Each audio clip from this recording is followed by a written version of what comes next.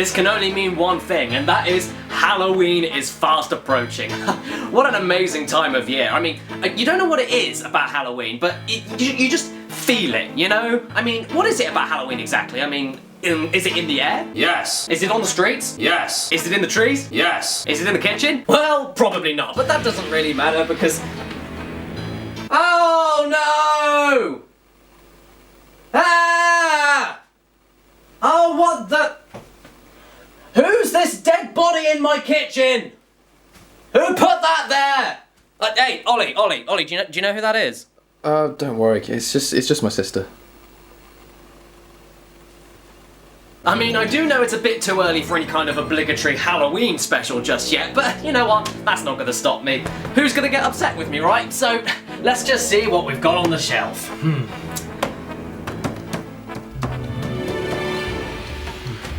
Nothing here.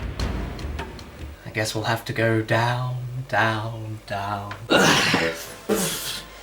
Right, let's see. Ah, yeah, how about this? I've wanted to talk about Eternal Darkness on this channel for the longest time that I can remember.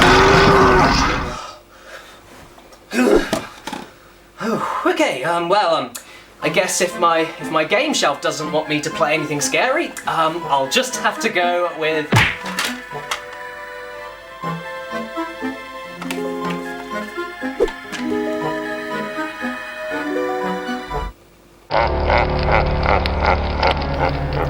Alrighty then, so I guess we're stuck with playing, Donald Duck. I guess Halloween came early for me, you know what I'm saying?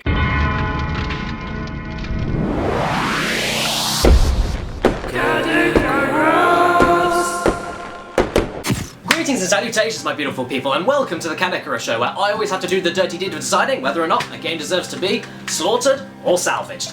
And today, it seems as though I have no other choice but to play through a fucking Donald Duck game for the PS1. I don't really know what else to say, so let's just pop this in and give it a go. Caddy, I could do the best impression of Donald Duck. Oh, honey, you can? Oh, well, go on. Let's hear it then.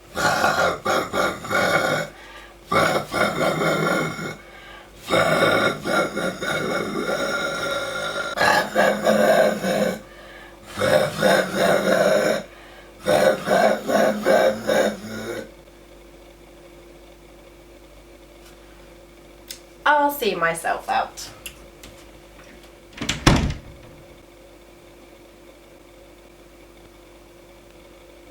Well, let's stop wasting time, Disney Interactive, because we need to find out this unquestionably epic story through the first cutscene.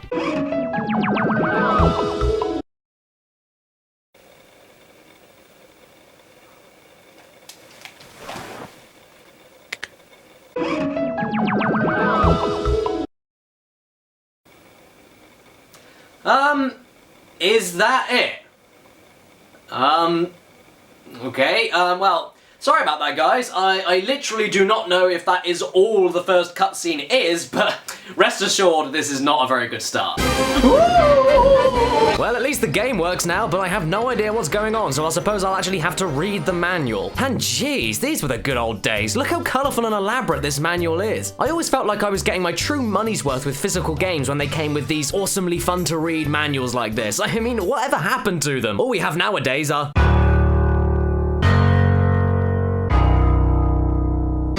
Also, while we're here on the box, I should point out that in every other version of this game, it's known as Donald Duck Going Quackers, and only in the European version is it known as Quack Attack. But hey, if you ask me, that is an undoubtedly cooler title, so fuck off. Either way, from what I gathered in the manual, Daisy has been kidnapped by the evil Murloc the Magician because she tried to publicly broadcast his evil tomfoolery on TV, and in an attempt to save her, this dingus tried creating a device to get her back, but unfortunately, the device needs a certain amount of these orbs here to power the machine and reach Murloc. So naturally, we have 4 different worlds with 4 stages in each, and a hidden bonus stage for every world. Honestly, it's pretty self-explanatory, so let's begin stage 1.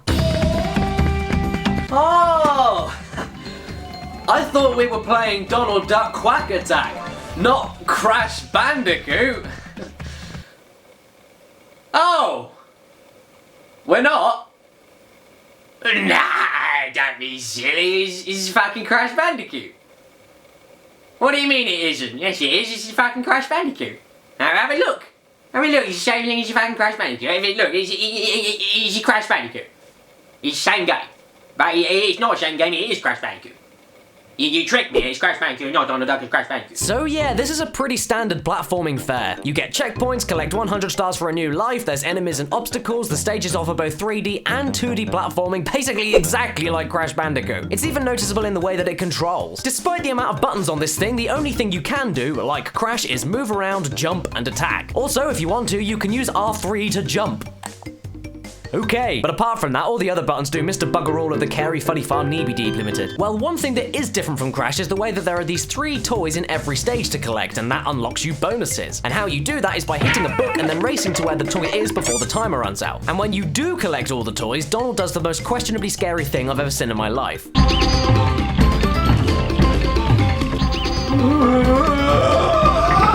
But other than that, you collect orbs just like crystals, and that's it. The level design, though, isn't actually that bad. It starts off unbelievably easy, but then gets much more challenging as you go on, with new variants on obstacles and new, more challenging enemy types in each world. Unfortunately, even though that's the case, most of the enemies are in the middle of nowhere and are extremely easy to see coming and defeat. Apart from these wankers! And most of the obstacles in the worlds are just boring things that you need to jump on or run around, with no variations on them throughout the whole world until you hit the next one. I mean, it's not bad per se, but for the year 2000 when this game came out, it's sometimes really damn unimaginative. But something I really do like is the mood system for Donald. Donald's health is indicated by his mood. He starts off happy, but then take a hit and he gets grumpy. And then take another hit and you die. When you do get hit from happy mode though, Donald gets really angry and turns briefly invincible with this cloud of rage before hitting the grumpy mood. It's a really smart idea, and it's really true to Donald's character, especially when you die multiple times and physically see Donald getting more pissed off at his failures. And then to replenish your mood, all you have to do is grab a milkshake, and then you return to being a happy little duck.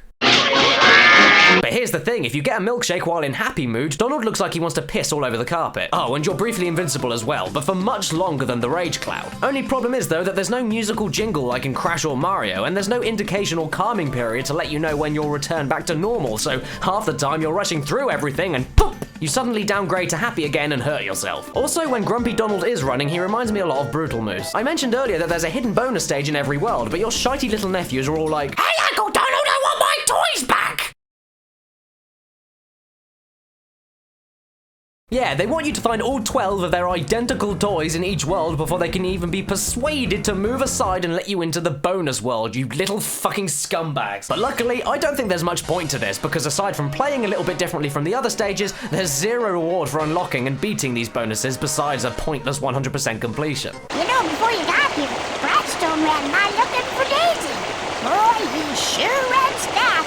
I bet you can't run as fast as he can. Well, fuck you, Huey, you piece of shit! Why don't you stick up for your old uncle once in a while, huh? And as Huey delightfully put it, yes, your rival cousin, Gladstone, wants to get inside Daisy's pants. I'm so sorry, that was revolting. Before you do, so you need to beat all of his times in every stage with time trials. Sound familiar? Yeah, me neither. All you get, though, from beating every time trial in the world is a new costume, so unless you really want to see Donald run around in a tourist outfit with different idle animations, I'd say you can skip these parts as well. Last time we tried to get past this moose, he knocked Billy clean through a wall. Visually, this game fares off as just okay. The character models are decent, I mean, you can tell this is Disney all around, and the 2D segments look the best, if only for the more creative backgrounds, but in the 3D segments, they're just real mediocre. And when you start time trial mode and all the pickups vanish, it's then you realize how fucking barren this game looks. It turns out that the multiple colors of the pickups and the stars are what make them look a little bit more interesting, which isn't great. The same goes for the music as well. I mean, don't get me wrong, it's pretty high quality, and the tracks themselves are darn decently written, but then you realize that every stage for each world uses the same track on repeat over and over again. God, someone shoot me! Whoa, shit! I didn't mean it! By the way, there are sequences where you can't rush through this game. Most stages are so easy you can run through them non-stop, but sometimes you have to step back and go through the decent platforming challenges at a slower pace. But hey, the controls are responsive, the jump arc is really good, and the attack range is pretty long, which makes all of these challenges really fair. And unlike Crash 2 and 3's crystals, there are some orbs in this game that I actually nearly completely missed because they were slightly hidden. And there was even one stage I had to restart because I completely missed it. Gotta hand it to you, way to keep me thinking on my feet. I mean, as a kid's game, this game isn't actually actually that bad. Sure, there's a lot wrong with it, but the core mechanics are there, spinning smoothly, and are fairly decent. I mean, don't get me wrong, this is one of the easiest games I've ever played, and I did end up beating it in about an hour because I'm a grown-ass man. And I'm sure that any other seasoned platformer could beat the game 100% in about 2 hours because of how fucking easy this is all around. But for younger gamers or newcomers to the platformer genre, I'd say that the challenge here would be perfect. In fact, I even remember being stumped once or twice by this game when I was a lot younger. However, as easy as this game is, I don't really want to beat it 100%. I mean, after that broken, shitty cutscene in the very beginning of the game, I don't really want to risk beating it and wasting all that time for a broken ending cutscene. So, you know what that means.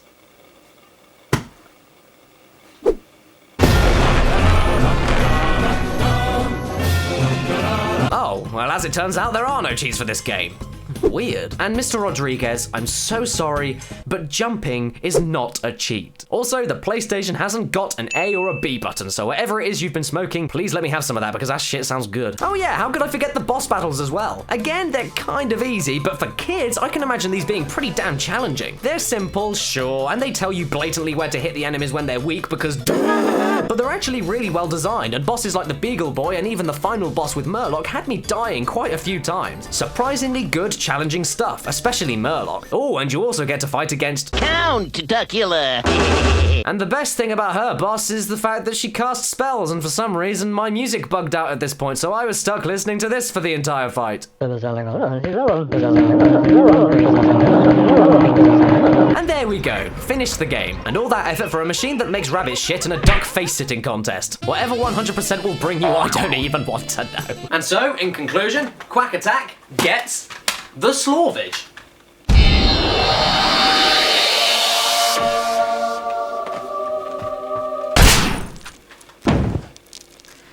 Yeah, despite all of the lack of polish in the presentation and the design and the utter easiness of the whole game, you know what? It's a Disney game. A Disney game for kids.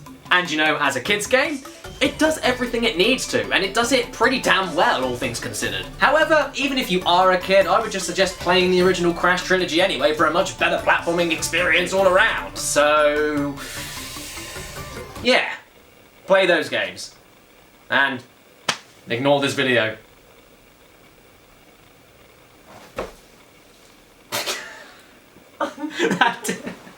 Not high enough. Oh, for fuck's sake! I don't want to play this game anymore! It's okay. I don't care about your fucking channel.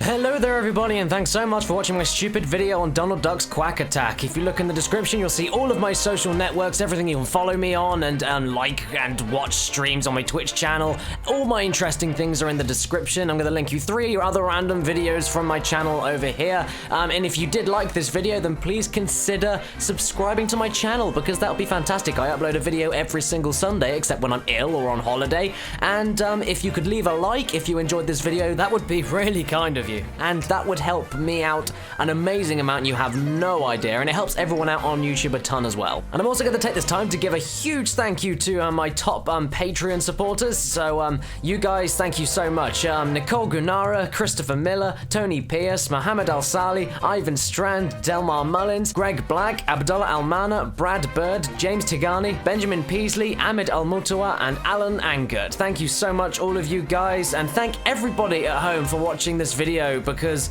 wow, I never thought I would hit 300,000 subscribers. That's unbelievably insane. This is not my 300,000 subscriber special, by the way, but thank you so much for all your support and everything because I can't even believe it. I can't even keep up with the numbers anymore, so thanks very much. And if it's your birthday today or watching this video, then happy frickin' birthday to you, and please remember to stay beautiful. Greetings and salutations, my beautiful people. I'm Caddicarus.